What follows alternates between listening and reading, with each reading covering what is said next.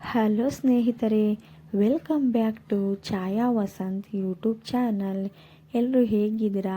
I hope ಎಲ್ಲರೂ ಕೂಡ ಚೆನ್ನಾಗಿದ್ದೀರಾ ಅಂತ ಹೇಳಿ ನಾನಂತೂ ಅಂದ್ಕೊಂಡಿದ್ದೀನಿ. ನಾವು ಕೂಡ ತುಂಬಾ ಚೆನ್ನಾಗಿದ್ದೀವಿ. ನೋಡಿ, ಇವತ್ತು ಬೆಳಗ್ಗೆ 5 ಗಂಟೆಗೆ ಎದ್ದಿದ್ದೀನಿ. 5 ಗಂಟೆಗೆ ಎದ್ದು ಬಾಗಿಲನ್ನೆಲ್ಲ ಬಳೆದು ರಂಗೋಲಿ ಎಲ್ಲ ಹಾಕಿ ರೆಡಿ ಮಾಡಿದ್ದೀನಿ. ಇವತ್ತು ನನ್ನ ನಾದಿನಿ ಮಕ್ಕಳದು ನಾಮಕರಣ ಇದೆ, ಅಲ್ಲಿಗೆ ಹೋಗಬೇಕು ಫಂಕ್ಷನ್ಗೆ. ಅದಕ್ಕೋಸ್ಕರ ಬೇಗ ರೆಡಿಯಾಗಿ ಬೇಗ ಹೋಗೋಣ ಅಂತ ಹೇಳಿ ಬಸ್ಗೆ ಹೋಗ್ತಾ ಇದ್ದೀನಿ. ಬೈಕಲ್ಲಿ ಹೋಗ್ತಾ ಇಲ್ಲ, ನಮ್ಮ ಮನೆಯವ್ರು ಬರ್ತಾ ಇಲ್ಲ, ನಾನು ಮಾತ್ರ ಹೋಗ್ತಾ ಇರೋದ್ರಿಂದ ಬಸ್ಗೆ ಹೋಗಬೇಕು. ಅದಕ್ಕೋಸ್ಕರ ಬೇಗ ಹೊರಡೋಣ ಅಂತ ಹೇಳಿ ಬೇಗ ಎದ್ದಿದ್ದೀನಿ ಇವತ್ತು. ಮತ್ತು ಯಾರೆಲ್ಲ ನನ್ನ ಚಾನೆಲ್ನ ಸಬ್ಸ್ಕ್ರೈಬ್ ಮಾಡ್ಕೊಳ್ಳದೆ ವೀಡಿಯೋಸ್ನ ನೋಡ್ತಾ ಇದ್ದೀರಾ, ಪ್ಲೀಸ್ ಸಬ್ಸ್ಕ್ರೈಬ್ ಮಾಡಿಕೊಂಡು ವೀಡಿಯೋಸ್ನ ನೋಡಿ ಅಂತ ಕೇಳ್ಕೊಳ್ತಾ ಇದ್ದೀನಿ. ಇದು ಒಂದು ವಾರ ಆಯಿತು ಫಂಕ್ಷನ್ ಆಗಿ. ನಾನು ವಿಡಿಯೋನ ಲೇಟಾಗಿ ಅಪ್ಲೋಡ್ ಮಾಡ್ತಾ ಇದ್ದೀನಿ ಅಷ್ಟೇ. ನಾನು ಸ್ನಾನ ಎಲ್ಲ ಮುಗಿಸ್ಕೊಂಡು ಜಾನುನ ಎಬ್ಬಿಸ್ದೆ. ಜಾನು ಕೂಡ ಬೇಗನೆ ಎದ್ಲು ಇವತ್ತು. ಅವಳನ್ನು ರೆಡಿ ಮಾಡಿ ನಾನು ಕೂಡ ರೆಡಿಯಾಗಿ ಆಯಿತು.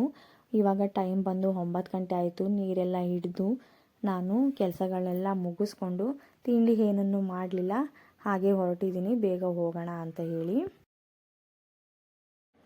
ನಾನು ಬಾಣವರಕ್ಕೆ ಬಂದೆ. ಬಾಣವರಕ್ಕೆ ಬಂದ ತಕ್ಷಣ ನಮ್ಮ ಅತ್ತೆ ಕೂಡ ನನ್ನ ಜೊತೆನೇ ಸಿಕ್ಕಿದ್ರು. ಅವ್ರ ಜೊತೆನೇ ಬಂದೆ.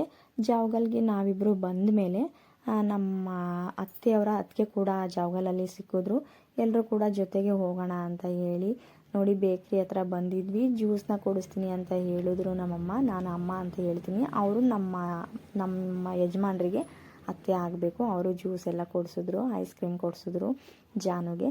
ಐಸ್ ಕ್ರೀಮ್ ಎಲ್ಲ ತಿಂದ್ಕೊಂಡು ಬಸ್ ಅಂತೂ ಬರಲೇ ಇಲ್ಲ, ಬಸ್ ಇರಲೇ ಇಲ್ಲ ಅಲ್ಲಂತೂ.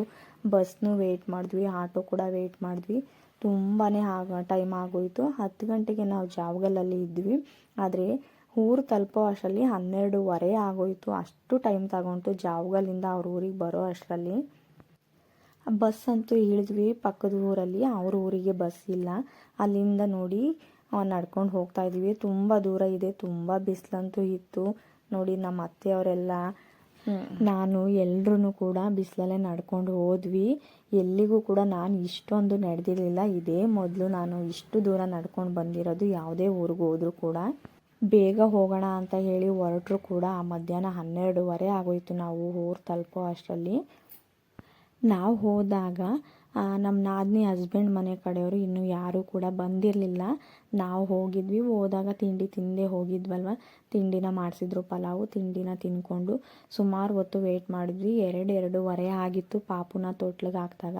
ಟ್ವಿನ್ಸ್ ಬೇಬೀಸು ಇರೋದು. ನನ್ನ ಮಗಂದು ನಾಮಕರಣ ಮಾಡಿದಾಗ ಈ ರೀತಿ ಶಾಸ್ತ್ರಗಳೇನು ಮಾಡಿರಲಿಲ್ಲ, ತುಂಬ ಸಿಂಪಲಾಗೇ ಮಾಡಿದರು. ಶಾಸ್ತ್ರ ಈ ರೀತಿ ಎಲ್ಲೂ ಅದನ್ನು 3 ಸಲ ಮಗುನ ತೊಟ್ಲು ಸಂದಿಲಿ ಕೊಟ್ಟು ಮತ್ತೆ ಮೇಲ್ಗಡೆ ಎತ್ಕೊಂಡು ಈ ರೀತಿ 3 ಸಲ ಮಾಡಿ ಆದಮೇಲೆ ಮಗು ಹೆಸರನ್ನ ಅವರಿಬ್ಬರು ಕೂಡ ಕಿವಿಯಲ್ಲಿ ಕೂಗಿದ್ರು. ಚೆನ್ನಾಗಿ ಶಾಸ್ತ್ರಗಳಂತೂ ಮಾಡಿದ್ರು. ಮಗುದು ಅಪ್ಪ ಅಮ್ಮನೂ ಕೂಡ ಕೂರಿಸಿ ಅವ್ರಿಗೂ ಕೂಡ ಏನೇನೋ ಶಾಸ್ತ್ರ ಮಾಡಿದ್ರು. ಅದನ್ನು ನಾನು ವಿಡಿಯೋ ಮಾಡ್ಕೊಳಕ್ಕಾಗಲಿಲ್ಲ, ಹೊರಗಡೆ ಇದ್ದೆ. ನಾನು ಬರೋ ಅಷ್ಟರಲ್ಲಿ ಅದೆಲ್ಲ ಮುಗಿದೋಗ್ಬಿಟ್ಟಿತ್ತು. ಅದನ್ನು ವಿಡಿಯೋ ಮಾಡ್ಕೊಳ್ಳಿಲ್ಲ ನಾನು.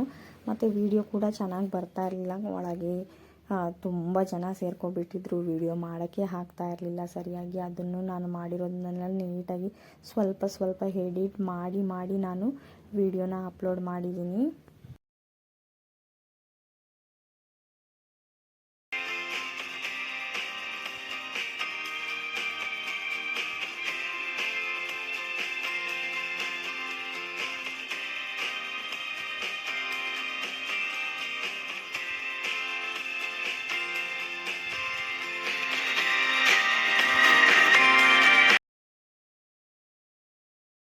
ಇವಾಗ ಮ್ಯೂಸಿಕ್ನ ಹ್ಯಾಡ್ ಮಾಡಿದ್ದೀನಲ್ವ, ಅದನ್ನು ಇದೇ ಮೊಬೈಲಲ್ಲಿ ಪ್ಲೇ ಮಾಡಿಲ್ಲ, ಬೇರೆ ಮೊಬೈಲಲ್ಲಿ ಪ್ಲೇ ಮಾಡಿ ಇದಕ್ಕೆ ರೆಕಾರ್ಡ್ ಮಾಡಿರೋದು.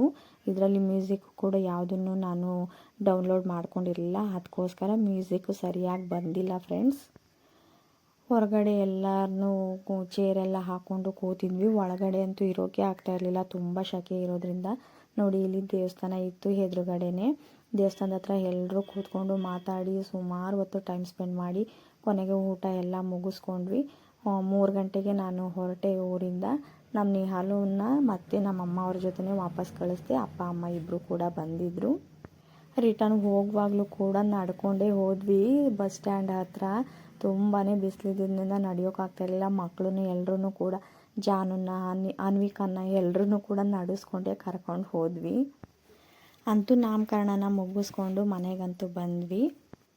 ಈ ವಿಡಿಯೋ ಇಷ್ಟ ಆಗಿದೆ ಅಂತ ಹೇಳಿ ನಾನಂತೂ ಅಂದ್ಕೊಳ್ತೀನಿ.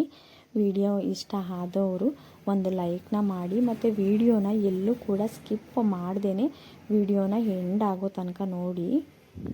ಮತ್ತು ನೆಕ್ಸ್ಟ್ ಡೇ ವಿಡಿಯೋನು ಕೂಡ ಇದರಲ್ಲೇ ಆ್ಯಡ್ ಮಾಡಿದ್ದೀನಿ. 2 ದಿವಸದ್ದು ಒಂದೇ ವಿಡಿಯೋದಲ್ಲಿ ನಾನು ಹಾಕಿದ್ದೀನಿ. ನೆಕ್ಸ್ಟ್ ವಿಡಿಯೋದಲ್ಲಿ ಬೆಳಗ್ಗೆ ತಿಂಡಿಗೆ ಅಂತ ಹೇಳಿ ಪುರಿ ತಿಂಡಿನ ಮಾಡಿದ್ದೆ. ತುಂಬ ಸಿಂಪಲ್ಲಾಗಿ ಬೇಗ ಆಗೋಗುತ್ತೆ ಅಂತ ಹೇಳಿ ಅನ್ವಿಕಾ ಇಷ್ಟಪಟ್ಟು ತಿಂತಾಳೆ. ನಾನೇನು ಅಷ್ಟು ಇಷ್ಟಪಟ್ಟು ತಿನ್ನಲ್ಲ. ಅವಳಿಗೆ ಹೇಗೆ ಬೇಕೋ ಆ ರೀತಿ ಮಾಡ್ತೀನಿ. ಅವಳಿಗೆ ಪುರಿ ತಿಂಡಿಲಿ ಅರಿಶಿನ ಪುಡಿನ ಹಾಕದೆ ಮಾಡಬೇಕು, ಹಾಗಾದರೆ ಮಾತ್ರ ಅವಳಿಗೆ ಇಷ್ಟ ಆಗೋದು. ಅರಿಶಿನ ಪುಡಿನ ಹಾಕಿಬಿಟ್ರೆ ಚಿತ್ರಾನ್ನ ಮಾಡಿದ್ಯಾ ಅಂತ ಹೇಳಿ ತಿನ್ನಲ್ಲ ಅವಳು. ಅದಕ್ಕೆ ಅವಳು ಹೇಗೆ ಕೇಳ್ತಾಳೋ ಹಾಗೆ ಮಾಡಿಕೊಡ್ತೀನಿ. ನೋಡಿ, ಈ ರೀತಿ ತಿಂಡಿನ ಮುಗಿಸ್ಕೊಂಡೆ. ಅಪ್ಪ ಬರ್ತಾರೆ ಇವತ್ತು, ಅದಕ್ಕೋಸ್ಕರ ಬಾಣವಾರಕ್ಕೆ ಹೋಗಬೇಕು. ಅಪ್ಪ ಬಂದು ಬಾಣವಾರದಲ್ಲಿ ವೆಯ್ಟ್ ಮಾಡ್ತಿರ್ತಾರೆ. ಅಪ್ಪ ಅಂತೂ ಬಂದಿದ್ದರು. ಅದಾದಮೇಲೆ ನಾನು ಅನ್ವಿಕಾ ಮತ್ತು ಜಾನುನ ಕರ್ಕೊಂಡು ಬಾಣವಾರಕ್ಕೆ ಬಂದೆ. ಅಪ್ಪ ಆಲ್ರೆಡಿ ಬಂದು ಸ್ಯಾರೀಸ್ನ ನೋಡ್ತಾಯಿದ್ರು. ಭಗೀರಥ ಜಯಂತಿನ ಮಾಡ್ತಾರಂತೆ ನಮ್ಮೂರಲ್ಲಿ, ತುಂಬ ಗ್ರ್ಯಾಂಡಾಗಿ ಮಾಡ್ತಾರೆ. ಅದಕ್ಕೋಸ್ಕರ ನಮ್ಮ ಲೇಡೀಸ್ ಎಲ್ಲರೂ ಕೂಡ ಒಂದೇ ಥರ ಸ್ಯಾರಿನ ಹಾಕೋಬೇಕು ಅಂತ ಹೇಳ್ಬಿಟ್ಟು 40 ಜನಕ್ಕೆ ಒಂದೇ ಥರದ್ದು ಸೀರೆ, ಒಂದೇ ಕಲರ್ ಸೀರೆನ ತಗೋಬೇಕು ಅಂತ ಹೇಳಿ ಮಾತಾಡ್ಕೊಂಡಿದ್ರಂತೆ. ಅದಕ್ಕೆ ಬಾಣವಾರಕ್ಕೆ ಹೋಗಿ ತಗೊಬನ್ನಿ ಅಂತ ಹೇಳಿದರು. ನಾನು ಒಂದು ದಿವಸ ಮುಂಚೆಗೆ ಹೋಗಿ ಬಟ್ಟೆ ಶಾಪಲ್ಲಿ ನೋಡಿಕೊಂಡು ಬಂದಿದ್ದೆ. ಸ್ಯಾರಿನ ವಿಡಿಯೋ ಕಾಲ್ ಮಾಡಿ ತೋರಿಸಿ ಫೋಟೋಸ್ ಎಲ್ಲ ಕಳಿಸಿದ್ದೆ. ಅವರು ಓಕೆ ಮಾಡಿದ್ಮೇಲೆ ಅಪ್ಪ ಬಂದಿದ್ದರು ತಗೊಂಡು ಹೋಗೋಕ್ಕೆ. ಬಂದು ಸ್ಯಾರಿನೆಲ್ಲ ನೋಡಿ ಅವರು ಕೂಡ ನಾನು ರೈಟ್ ಎಲ್ಲ ಮಾತಾಡಿ ಆಗಿತ್ತು. 500 ಒಂದು ಸ್ಯಾರಿಗೆ. ಈಗ ರೀಸೆಂಟಾಗಿ ಬಂದಿದೆಯಲ್ಲ ಟ್ರೆಂಡಿಂಗು ಅದೇ ಸ್ಯಾರಿ. ಎಲ್ಲರೂ ಒಂದೇ ಕಲರ್ ತಗೋಬೇಕು ಅಂತ ಹೇಳಿ ನೋಡಿ ಈ ಕಲರ್ ತಗೊಂಡಿದ್ದಾರೆ ಸ್ಯಾರಿನ. ಮತ್ತು ಅಪ್ಪ ನನಗೆ ಮತ್ತು ನನ್ನ ತಂಗಿಗೂ ಕೂಡ ಸ್ಯಾರಿನ ಕೊಡಿಸಿದ್ರು. ಅಮ್ಮ ಮೊದಲೇ ಹೇಳಿ ಕಳಿಸಿದ್ರಂತೆ ಇಬ್ರಿಗೂ ಒಂದೊಂದು ಸ್ಯಾರಿನ ಕೊಡಿಸ್ಬಿಟ್ಟು ಬನ್ನಿ ಅಂತ ಹೇಳಿ. ಸ್ಯಾರಿ ಎಲ್ಲ ಅವರು ತಗೊಂಡಾದ್ಮೇಲೆ ಅಪ್ಪ ಆಗಿ ಹೇಳಿದ್ರು, ನೀನು ತಗೋ ಮತ್ತು ವೇದನಿಗೂ ತಗೋ ಒಂದೊಂದು ಸ್ಯಾರಿನ ಅಂತ ಹೇಳಿದ್ರು. ನಾನು ಬೇಡ ಅಂತ ಹೇಳಿದೆ. ಇರಲಿ ತಗೋ ಅಂತ ಹೇಳಿ ಅಪ್ಪ ಸ್ಯಾರಿನ ಕೊಡಿಸಿದ್ರು. ಸಿಂಪಲ್ ಸ್ಯಾರಿನ ತಗೊಂಡೆ, ಜಾಸ್ತಿ ರೈಟ್ ಏನೂ ಇಲ್ಲ. ಸಿಂಪಲ್ ಸ್ಯಾರಿನ ಇಬ್ಬರಿಗೂ ಕೂಡ ಒಂದೇ ಥರದ್ದು ತಗೊಂಡಿದ್ದೀನಿ. ಅದಾದಮೇಲೆ ಅಪ್ಪ ಊಟ ಕೊಡಿಸ್ತೀನಿ ಅಂತ ಹೇಳ್ಬಿಟ್ಟು ಹೋಟೆಲ್ಗೆ ಕರ್ಕೊಂಡೋದ್ರು. ಬೇಡ, ಮನೆಗೆ ಹೋಗೋಣ ಬನ್ನಿ ಊಟ ಮಾಡ್ಕೊಂಡು ಹೋಗ್ರಂತೆ ಅಂದರೆ, ಬೇಡ ಅಲ್ಲಿಗೆ ಬಂದರೆ ಮತ್ತೆ ಟೈಮಾಗಿ ಹೋಗ್ಬಿಡುತ್ತೆ ನನಗೆ ಅಂತ ಹೇಳಿ ಅಪ್ಪ ಬರಲಿಲ್ಲ. ಅದಕ್ಕೆ ಹೋಟೆಲಲ್ಲೇ ಊಟ ನಮಗೂ ಕೊಡಿಸಿದ್ರು. ಅಂದರೆ ಬೈಕ್ ತಂದಿದ್ರೆ ಬಂದಿರೋರು, ಬೈಕ್ನ ತಂದಿರಲಿಲ್ಲ. ಹಳೇಬೀಡಲ್ಲಿ ಬೈಕ್ನ ನಿಲ್ಲಿಸಿ ಹಳೇಬೀಡಿಂದ ಬಾಣವಾರಕ್ಕೆ ಬಸ್ನಲ್ಲಿ ಬಂದಿದ್ರು. ಅದಕ್ಕೋಸ್ಕರ ಅವರು ಲೇಟ್ ಆಗುತ್ತೆ ಮತ್ತೆ ಅಂತ ಹೇಳ್ಬಿಟ್ಟು ಮನೆಗೆ ಬರಲಿಲ್ಲ. ಊಟ ನಾವು ಎಲ್ಲರೂ ಅಲ್ಲೇ ಊಟ ಮಾಡಿಕೊಂಡು ಬಸ್ ಸ್ಟ್ಯಾಂಡಿಗೆ ಬಂದ್ವಿ. ನನಗೆ ಬಸ್ಸು ರೆಡಿ ಇತ್ತು. ಅದಕ್ಕೆ ಅಪ್ಪ ನೀನು ಹೋಗು, ನನಗೆ ಬಸ್ ಇಲ್ಲ, ನಾನು ಹೋಗ್ತೀನಿ ನಿಧಾನಕ್ಕೆ ಅಂತ ಹೇಳಿದ್ರು. ನಾನು ಮತ್ತು ಮಕ್ಕಳು ಮನೆಗೆ ಬಂದ್ವಿ. ಅಪ್ಪ ಊರಿಂದ ಸೀಗೆ ಸೊಪ್ಪನ್ನ ತಂದಿದ್ರು. ಈ ಸಾಂಬಾರ್ದು ರೆಸಿಪಿ ಕೂಡ ವಿಡಿಯೋನ ಅಪ್ಲೋಡ್ ಮಾಡಿದ್ದೀನಿ. ಯಾರೆಲ್ಲ ವಿಡಿಯೋನ ನೋಡಿಲ್ಲ ಪ್ಲೀಸ್ ವಿಡಿಯೋನ ನೋಡಿ, ಹೀಗೆ ಸಪೋರ್ಟ್ ಮಾಡಿ. Thank you for watching.